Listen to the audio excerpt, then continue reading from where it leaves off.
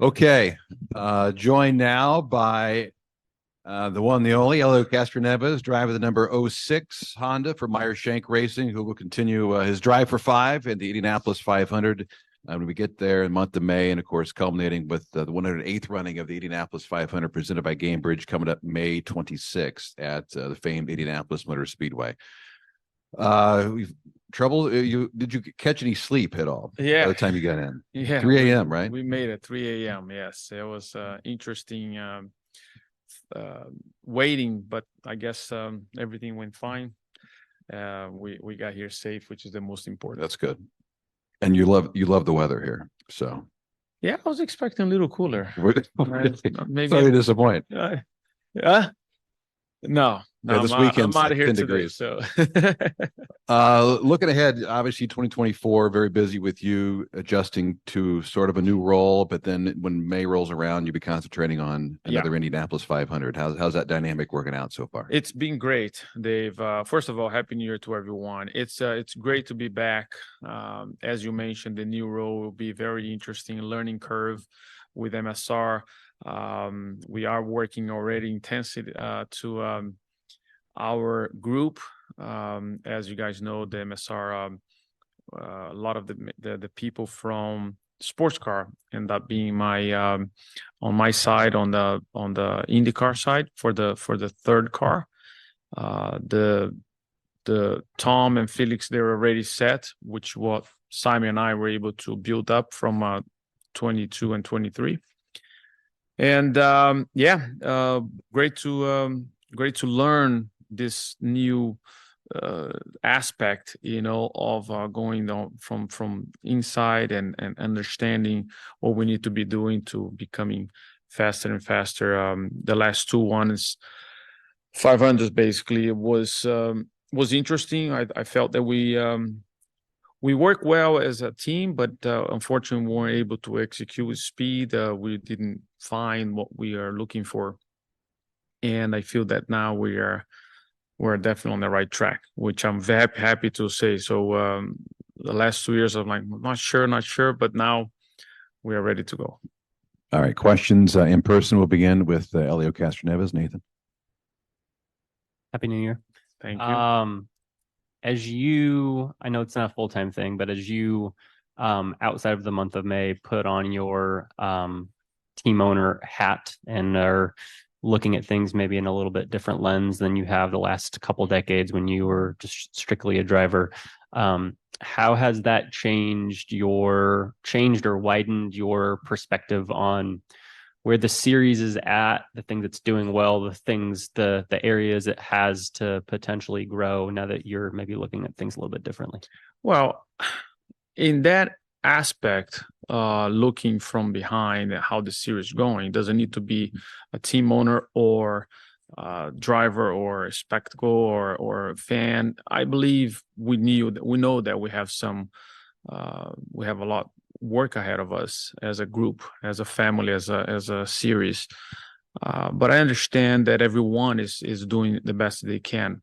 First example, it's the hybrid that they really, if not right, let's start it right. Not trying to start something just because it have to be, and all of a sudden we're gonna have trouble. So it shows that everybody is committed. It shows that everybody is they have the intention to improve.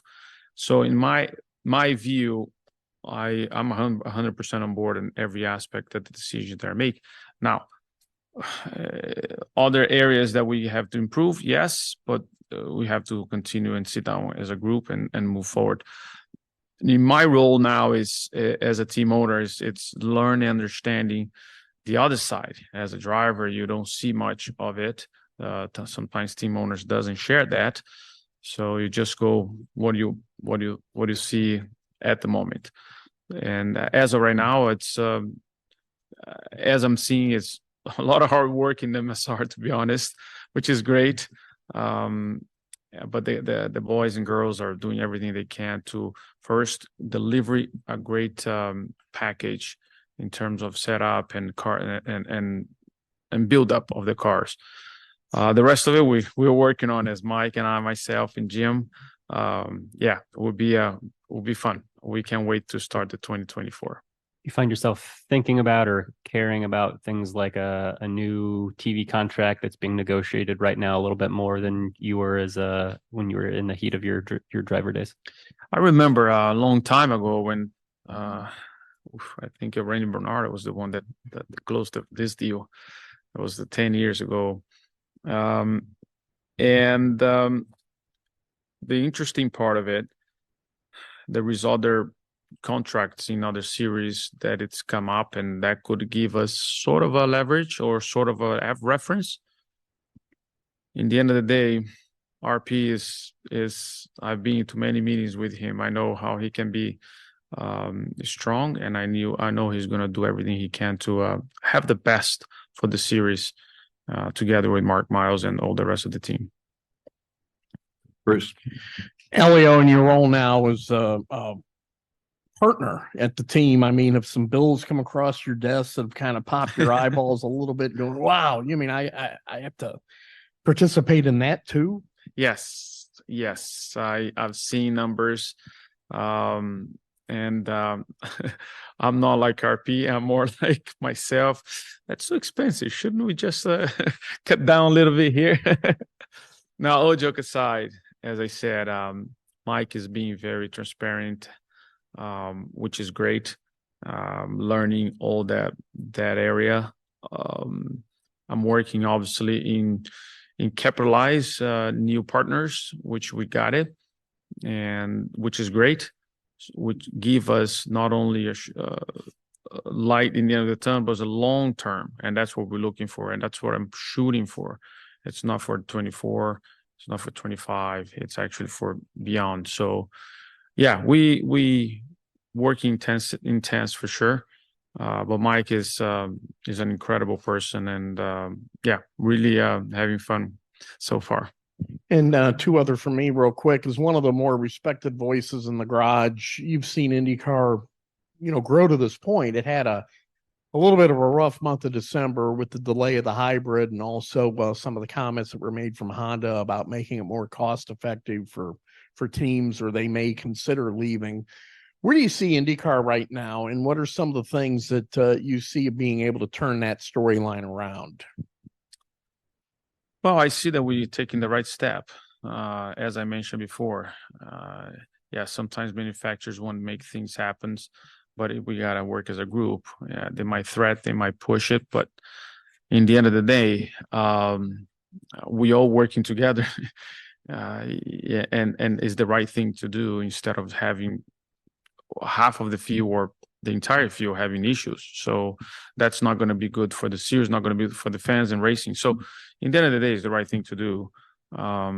We got to take our time, and because of that, we don't want to ruin the biggest race of the season, which is the Indy 500. So we want to take our time to make sure that makes happen. Plus, it's not only that; it's the supply issues as well. For a lot of the teams, hardly have the equipment, from the Lara and the gearbox, and it's being a little a chain of reaction on that aspect. So it was the right thing to do, it was the right decision. So the series is taking the right steps, going modernize, make the cars a little bit better according to what the trending is going.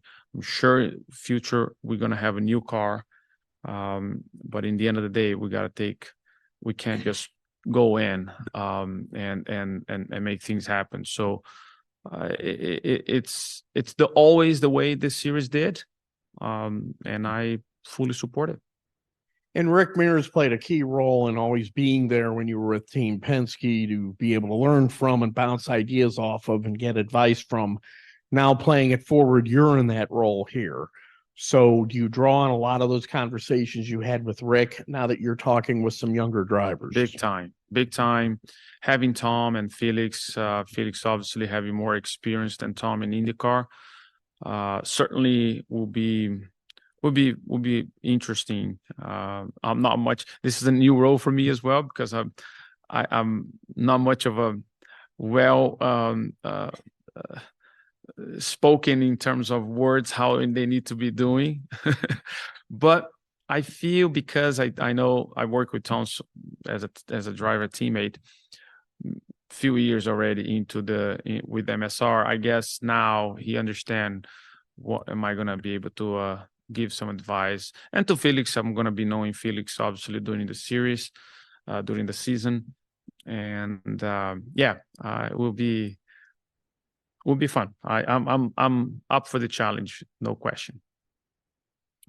Let's take a couple off Zoom. We'll begin with Jenna Fryer from the Associated Press. Good morning, Jenna. Good morning. Good morning, Elio. Thank you. I've got two for you. The first one is about Gilles. I'm wondering if you could share maybe some of your memories with him and what made him so special. Yeah, this is I sort of lost my my consultant, my advisor in being a team owner. Yeah, it's certainly we're gonna miss him for sure. But my memories with Gio is from the beginning of our era with Team Penske was us having our first meeting, which took us about an hour and 45 minutes, which means Gio was an hour and 40 and mine was 5 minutes. So it was certainly his personality. It was completely different than mine. Even that he was trying to be funny, which wasn't funny, became funny. So it was one of those guys that big heart, very, very intense, incredible knowledge, and we had a lot of good moments. Myself, Gio, and Cindric, we called the three musketeer. Nothing could stop us, and for sure it was there was a lot of memories for sure. And yeah, it'll be he's the first guy or first person actually that close in my life that it's not going to be with me or with us anymore. So, but yeah, we just got to keep it going. And I'm sure he's up there right now, redesign the gates of heaven, so trying to make a modernize or electric or whatever it is. And Kika as well probably is helping him to tell him what to do and who to talk and make sure that he go and talk to the big Lord. And it's I'm sure he's having fun up there. And secondly, two-time defending winner of the Rolex 24 and not getting a chance to make it 3 straight this year. How do you feel about that? Disappointed, to be honest. I definitely would like to defend the race win and trying to go 4 in a row. And but I'm glad that I have a lot in my plate as well. In the same time, with MSR, even that MSR is not at a sports car program, we're working as well to come back in the near future.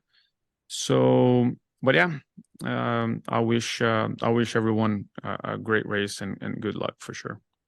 Thanks, Elio. You're welcome. One more, Jerry Bonkowski from Auto Week. Jerry, go ahead with Helio Castroneves. Hey, Helio, how you doing? Happy New Year.